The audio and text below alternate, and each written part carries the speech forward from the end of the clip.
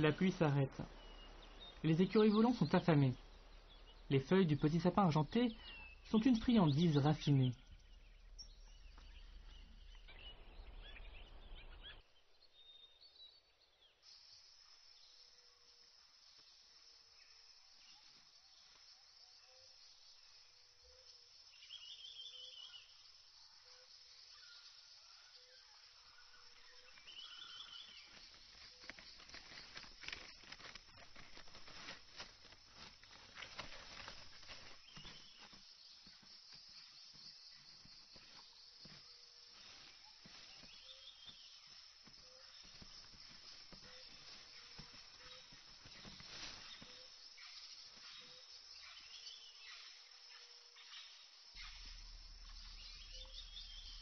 Mais l'écureuil volant semble avoir une autre chose en tête.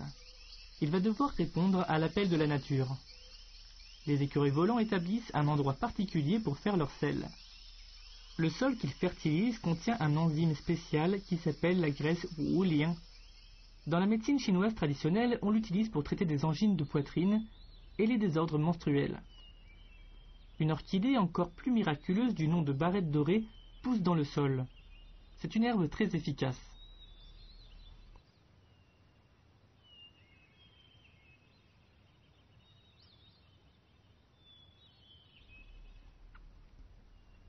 Les nuages et la brume se dispersent et les stomates des plantes s'ouvrent aussitôt. C'est l'opportunité de prendre une bonne inspiration avant le coucher du soleil.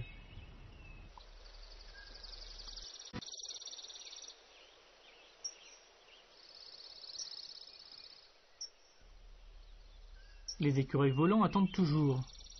Ils ne peuvent voir que dans l'obscurité la plus complète.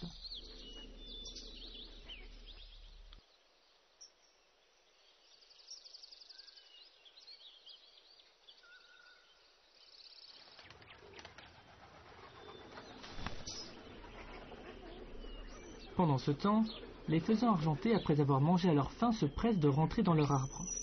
Contrairement aux écureuils volants, ils ne voient rien dans le noir.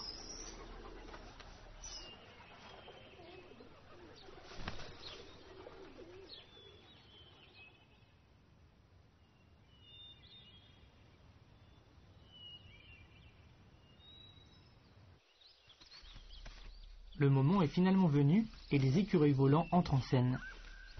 Ces animaux sont très proches des écureuils ordinaires, mais ils sont plus gros. En moyenne, un écureuil volant mesure 1,20 m et pèse 1,5 kg. Élancé du haut de la montagne, il peut voler sur une distance de 500 mètres en vol plané et atterrir en toute sécurité.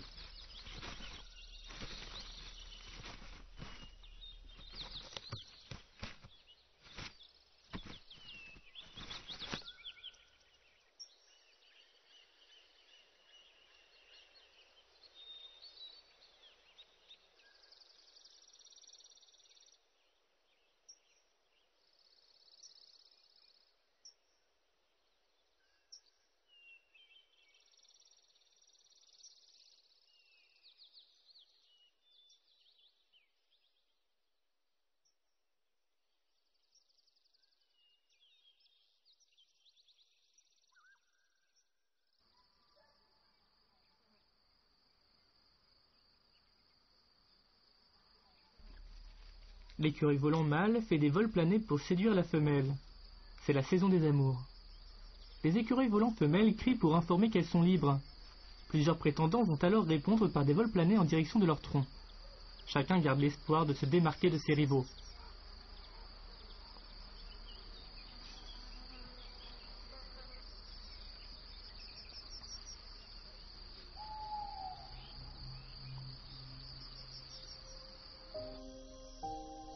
Les gènes du petit sapin argenté sont responsables de sa façon de respirer si spéciale. La nuit, il expire du dioxyde de carbone. Le jour, il absorbe les molécules d'eau et libère de l'oxygène.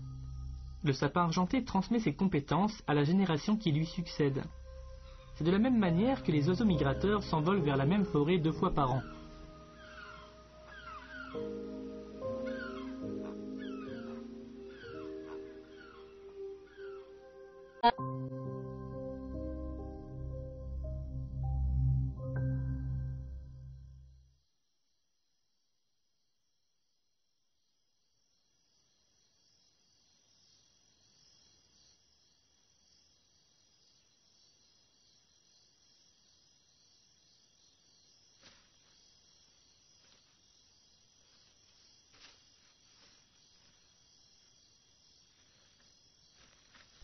Les écureuils volants vivent seuls, à l'exception de la période du rut pendant laquelle ils passent du temps avec leurs partenaires. Le mâle s'éclipsera après que la femelle est enceinte et elle ne le reverra plus.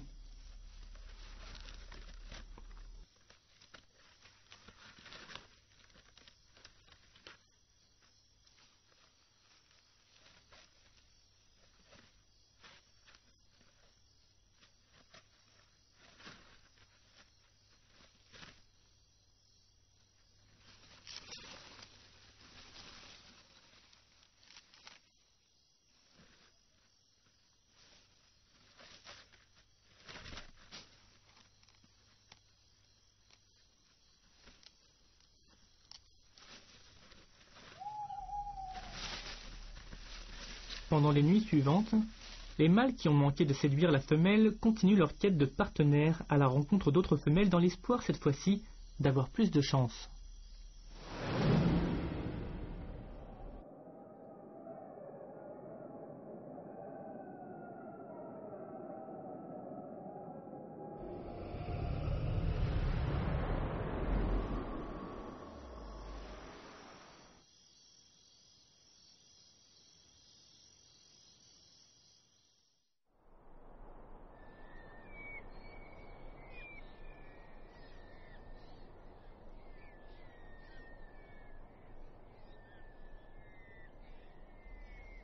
La troisième plus grande forêt de Chine est située dans le versant du vaste plateau de Yunnan-Guizhou. Il est composé de forêts de pins et de sapins du sud et de forêts de feuillus verts. Il y a aussi un nombre unique d'espèces d'arbres.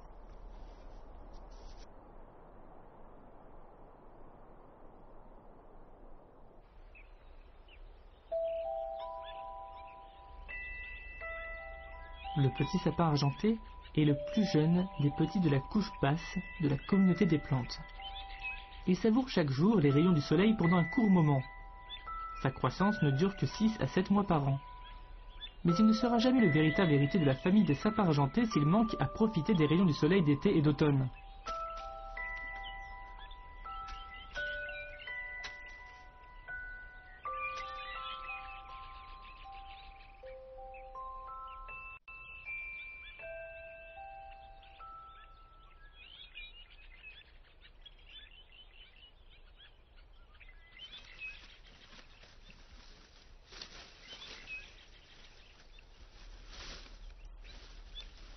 L'écureuil volant mâle quitte le nid d'amour maintenant que la femelle est enceinte. Les petits naîtront dans 3 mois. La mère les élèvera tous toute seule.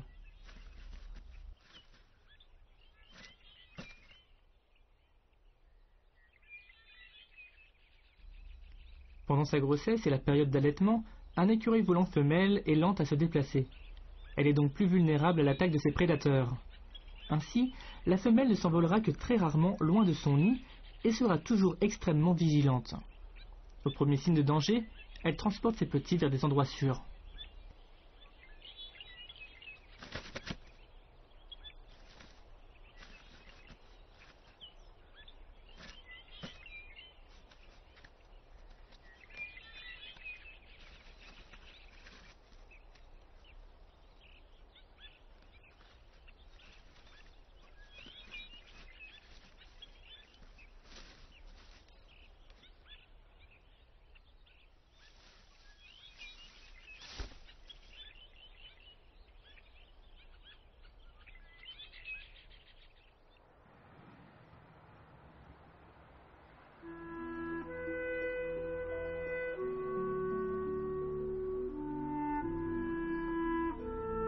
Comme le sapin argenté, la tsuga est un autre fossile vivant qui a échappé à l'extinction durant l'ère glaciaire. Cet arbre grandit à une altitude de 2000 mètres. L'hiver est arrivé ici, tandis que c'est encore l'été dans les forêts plus basses.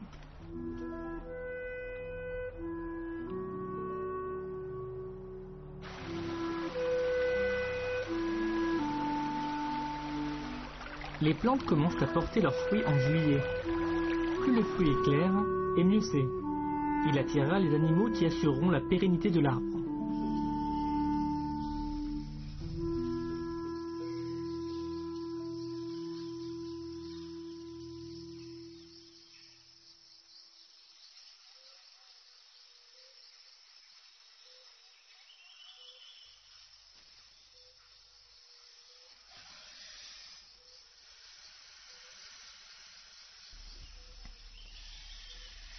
Les animaux attirés par les fruits mûrs ramènent la forêt à la vie.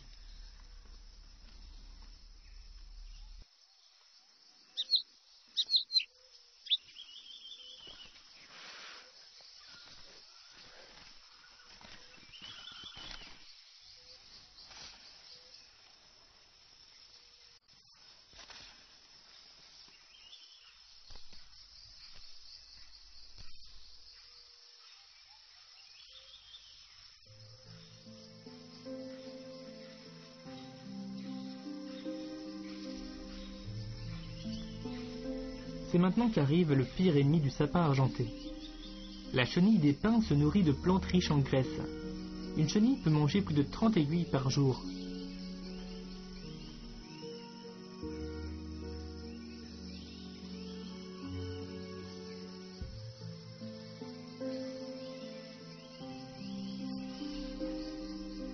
La chenille des pins n'est pas pressée.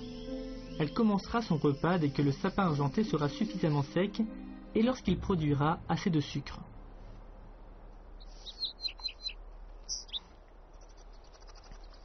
Mais ce parasite a son propre ennemi, la mésange montagnarde. Pour l'instant, ce protecteur du petit sapin argenté est occupé à prendre soin de ses petits dans les cavités de l'arbre.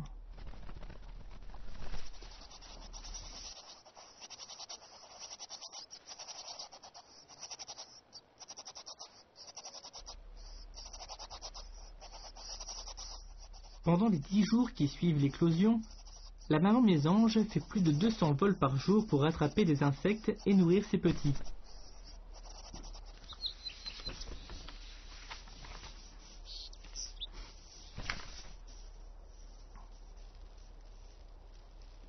La chenille des pins a un penchant pour les feuilles du petit pin argenté, mais elles ne sont pas encore assez mûres à son goût.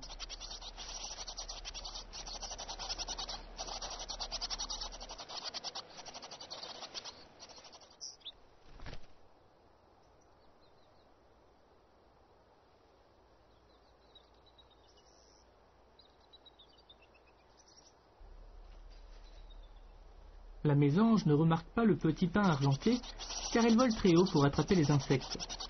Elle aime que tout soit propre. À la fin du repas de ses petits, elle nettoie leurs crottes.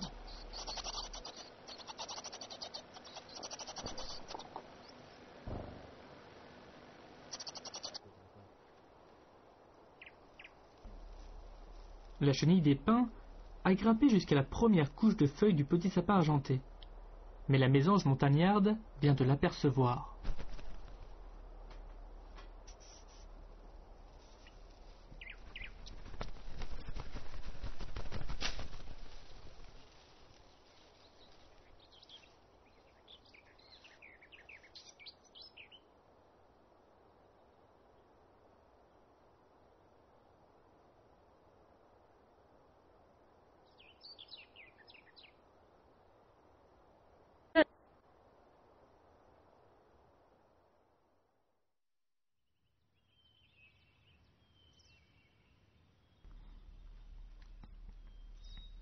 L'automne est le moment de la semence pour le seigneur des sapins.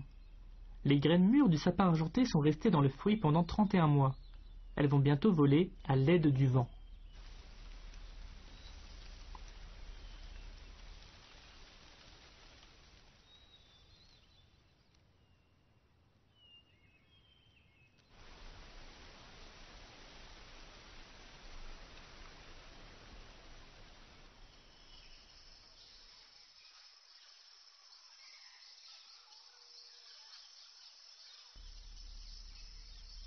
Les faisans argentés attendent aussi le vent. Il fera tomber leur nourriture au pied des arbres.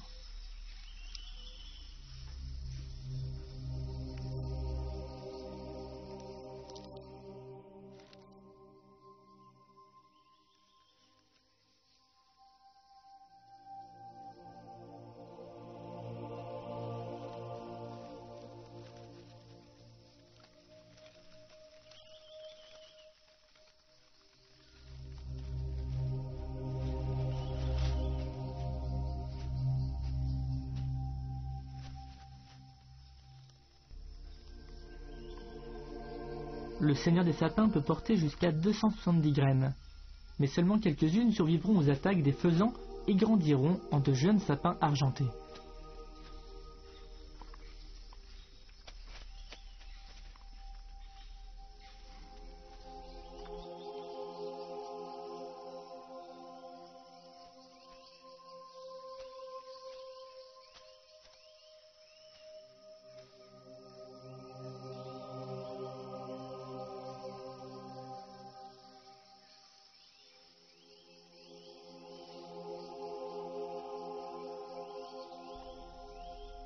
À travers le sud-ouest de la Chine, plus de 4000 sapins argentés de 4 forêts ont commencé ce processus de semence.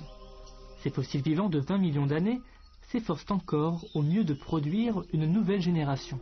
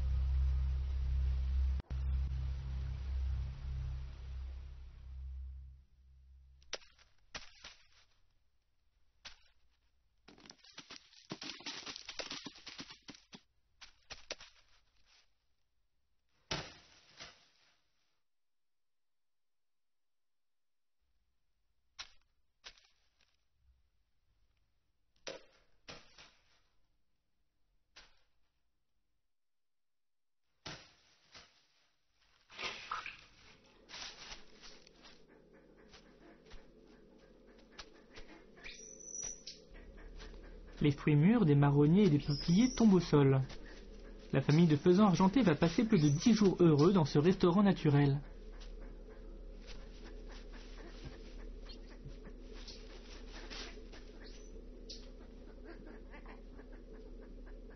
Et leurs amis les écureuils vont fournir plusieurs autres variétés de nourriture.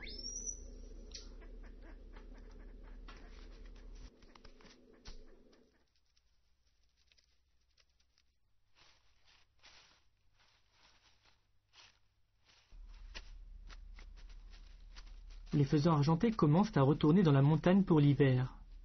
Bien que l'environnement écologique favorable leur fournisse ici un abri naturel, ils sont comme les écureuils volants et les sapins argentés dans le fait que leurs fonctions physiques commencent à dégénérer.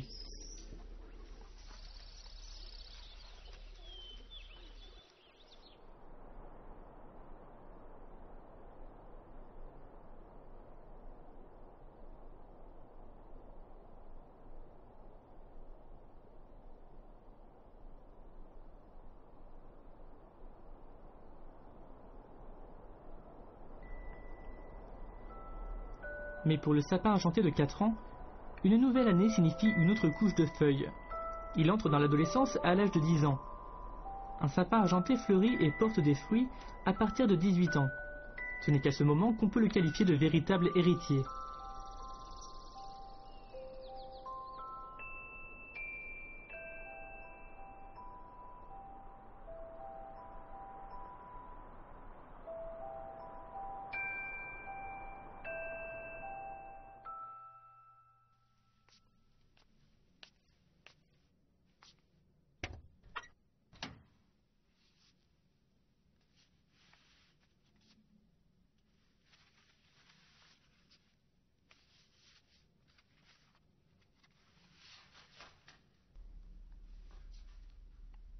Cela fait 50 ans qu'un échantillon du Seigneur des Sapins a été conservé dans les archives de l'Institut botanique.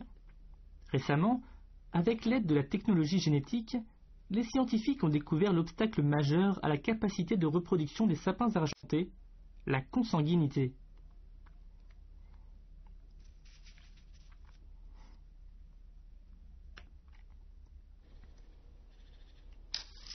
En automne, un nouveau projet de recherche commence dans la forêt. Un échantillon génétique du Seigneur des Sapins et des échantillons du sol sont prélevés pour que les scientifiques puissent faire des recherches moléculaires.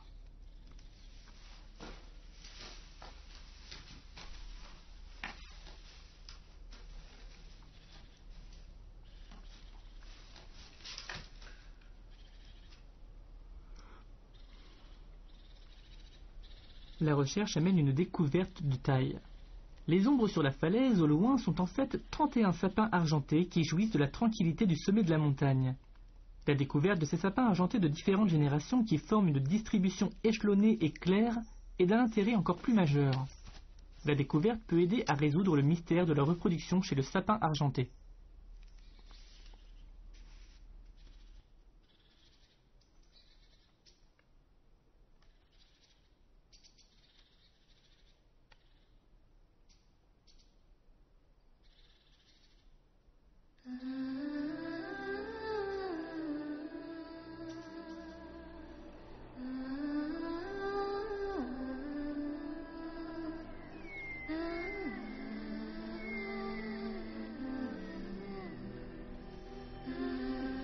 Le Seigneur des Sapins, découvert 50 ans auparavant, est toujours érigé sur la falaise.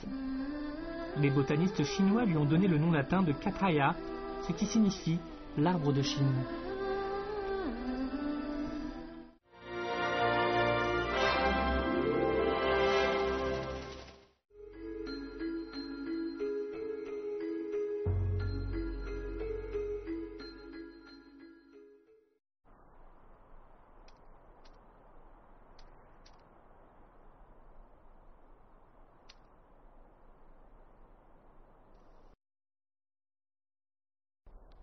En février, le bambou géant Mozo est encore couvert de neige.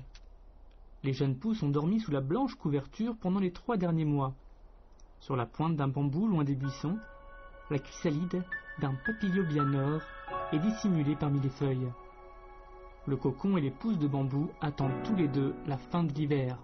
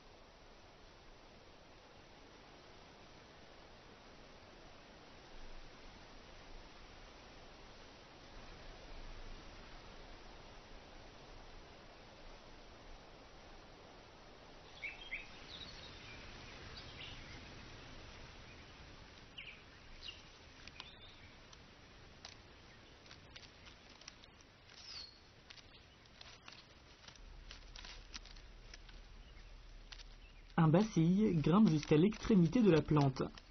C'est ici qu'il savoure son premier instant contre le vent de pluie torrentielle de l'Est asiatique. Ce vent qui souffle dans les vallées du mont Wuyi en provenance du Pacifique.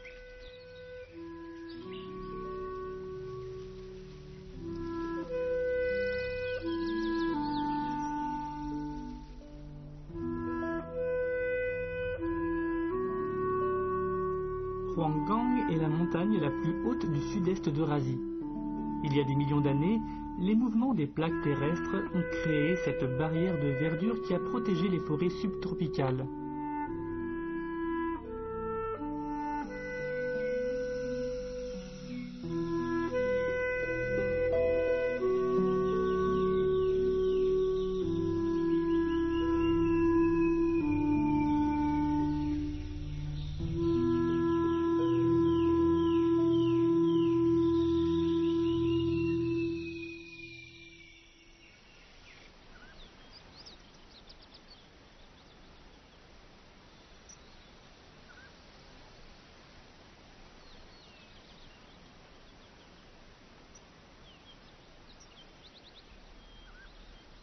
Avec la stimulation du vent, les bambous géants Mozo changent de couche.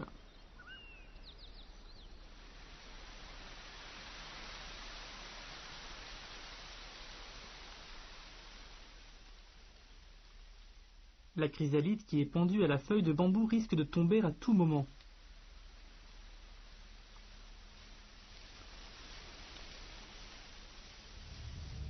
Au sol, un Cichindelidae attend.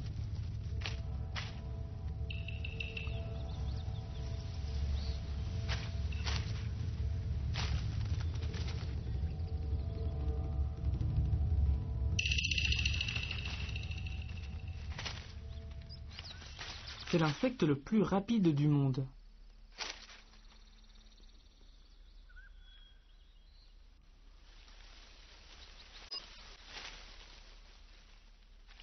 Ses yeux composés peuvent converger en un instant.